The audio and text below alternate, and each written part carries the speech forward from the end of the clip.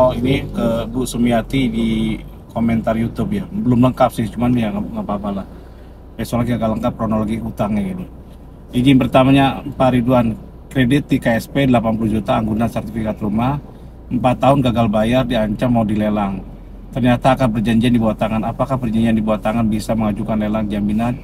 Di OJK tidak terdaftar nama saya. Jadi Assalamualaikum warahmatullahi wabarakatuh. Alhamdulillahirbillahmin wa binasta'in ala umurnya wadin wassalatu wassalamu ala safil anbiya mursalin wa ala sahbihi ajmain. Assalatu wassalamu alaikum sayyidi ya Rasulullah bihi qulatil tadiki.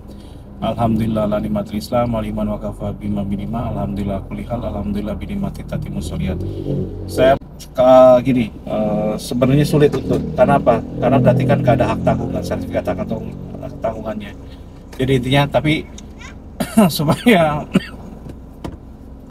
supaya masalah Anda bisa selesai, bisa dengan mulus. Tapi ingat ya, hutang itu tetap hutang dan harus tetap dibayar gitu. Jadi jangan sampai Anda gara-gara saya ngomong ini nggak mau bayar hutang dan nanti yang dosa saya malah gitu. Saya tidak menyarankan Anda tidak bayar hutang dan yakinkan bahwa Anda bisa bayar hutang. Karena kalau Anda sendiri nggak yakin, nggak ada niat untuk melunasi hutang, ada niat cap tapi itu tadi kan sulit. Nah itu kan gitu, harus yakin sesungguhnya dan harus melakukan aksi. Aksinya berhidup lebih hemat, jual apa yang bisa yang Anda punya segala macam yang barang bergerak lainnya gitu. Dan itu untuk menyelesaikan hutang Anda. Sebentar saya.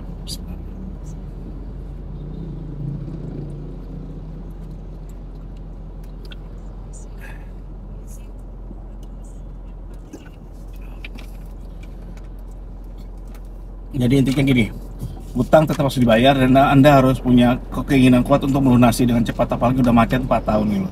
Karena kalau tidak diselesaikan sekarang itu akan diselesaikan di akhirat nanti, itu bahaya bagi Anda gitu. Dan berkah Anda akan terkuras habis gara-gara hutang ini gitu. Tapi kalau untuk dilelang dan segalanya, sebelum masuk ke sana prosesnya Anda harus kumpulkan bukti yang sekuat-kuatnya gitu. Dan saya yakin ya 60-80% Anda menang gitu. Dalam artian maka satu di bawah tangan, kedua tidak tercatat di OJK, tidak tercatat di sliknya OJK pun itu menjadi kekuatan kita ketika kita ajukan di perdata pengadilan, ajukan di pengadilan.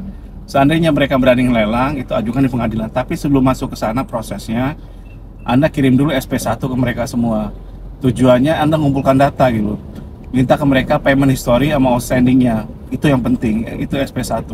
Jadi minta ke bank segala macam-macam, minta payment history sama outstandingnya, KSP-nya gitu. Terus kalau nggak dikasih, kirim mereka bahwa itu contohnya semua ada di Uberpay ya, di Anda WA aja ke saya 0815575004 kali. Nanti ada balasannya. Ada balasannya. Udah itu nanti Anda gabung dengan WA grup SKDA, di situ SP1 gimana sih nyarinya? SP2 seperti apa gitu. Tanya aja langsung. Dan SP1A kalau mereka nggak gubris berarti kirimin SP1A. Dan jangan lupa Anda buatin tanda terimanya setiap Anda ngirim, bila perlu ada fotonya gitu.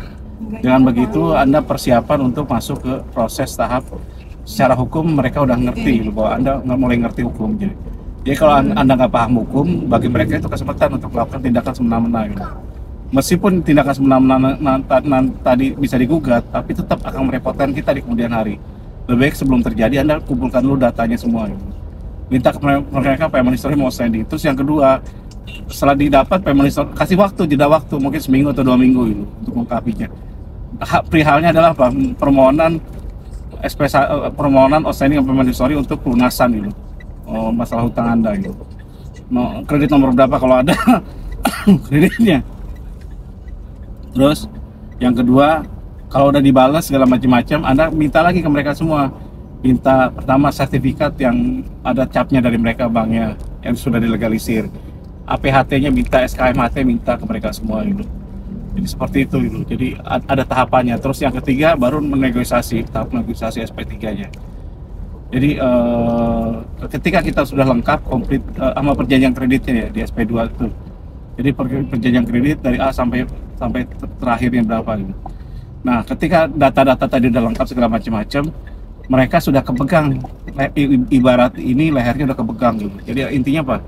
Ketika sampai mereka melakukan tindakan semena-mena, itu bisa melakukan somasi. Mau ingatkan ini somasi, dan kalau tadi tidak ada di OJK dan yang lain, simpan aja data tadi untuk bahan Anda nanti di pengadilan nanti. Jadi prosesnya kalau ini agak panjang masuk pengadilan. Kalau butuh pendampingan silakan WA sekretai saya ya, si Nyimas namanya, 0819 4343 1405. Terus kalau pendampingan, kalau memang ada bayar sedikit ya. Tapi kalau Anda mau, Pak Ridwan saya nggak, ini saya mau gratisan aja ya nggak apa-apa. Gabung aja di WA grup SKDA. Tapi memang itu tadi saling sharing aja di sana ya. Dan kalau memang sulit banget baru nanya ke saya lewat di YouTube komentar seperti ini. Tapi harus lengkap datanya. Jadi kalau saya tetap gratisan sob. Jadi seperti itu. Jadi intinya yang melakukan itu jangan takut dulu segala macam-macam. Jangan juga ada niat kebanyakan kalau udah 4 tahun itu kelamaan gitu. Intinya Anda harus niat menyelesaikan, minta restrukturisasi, gimana mereka juga ada salah. Kemungkinan besar restrukturisasi Anda lunasannya itu akan lebih mudah gitu. Jadi Anda hanya bayar pokok aja gitu kalau bisa gitu.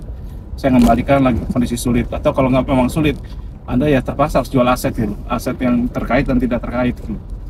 Kalau memang gimana kasih solusi seperti itu biar selesai. Nah, cap nanti saya bilang jangan takut ketika Anda yakin menyelesaikan hutang ini karena Allah dan tidak main riba lagi. Pertama tetap ya harus tobat riba ya supaya dibuka pintu berkahnya. Kedua, perbanyak istighfar, kalau Anda muslim tambahkan selawat itu. Karena istighfar itu membuka pintu rezeki Anda, berkah Anda. Ibarat gelas itu ketutup masih pakai tutup di atasnya gitu. Kalau Anda istighfar, tobat sama Allah segala macam-macam, tidak mau menyekutukan Allah lagi.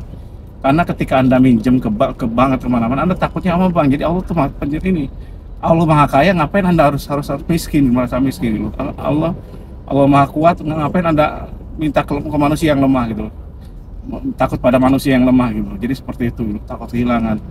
Jadi intinya ketika Anda sudah tobat segala macam-macam, insya Allah akan dipermudah semua mau Allah gitu. Jadi yakin aja. Cap sekarang lagi pandemi, saya tambah sulit cap untuk usaha. Itu kan pikiran Anda gitu. Kadang-kadang kalau jalannya Allah kan enggak gitu. Meskipun pandemi ada aja rezeki gitu. Saya ngalami kelihatannya enggak. Makanya saya pasrah aja sama Allah gitu. Dan sekarang pun saya yakin tahun ini saya bisa, kemarin tahun ini saya udah menarik 2 sertifikat.